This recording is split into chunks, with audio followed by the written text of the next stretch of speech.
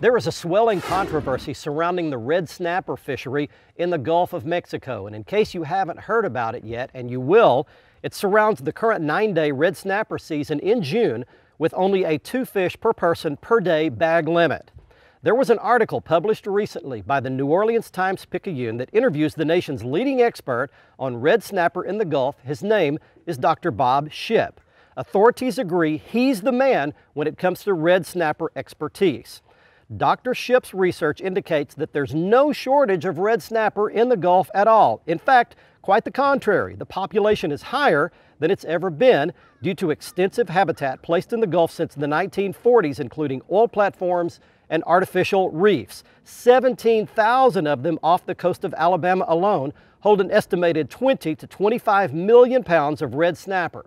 Now, the Magnuson-Stevens Act of 1976 and was revised in 96 is a federal document that controls the annual quota of red snapper that can be harvested, thus the ultra-short season and the small bag limits.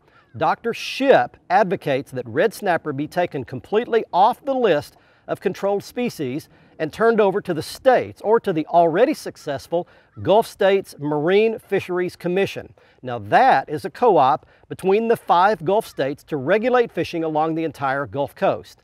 I just returned from a tour of all 5 Gulf Coast state fisheries, and every charter captain I talked to said this law is hurting their business needlessly. So it's time to change it.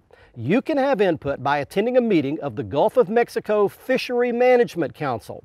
They make the recommendations to the federal fisheries policy. You can find the meeting schedule online at their website at the web address you see on your screen.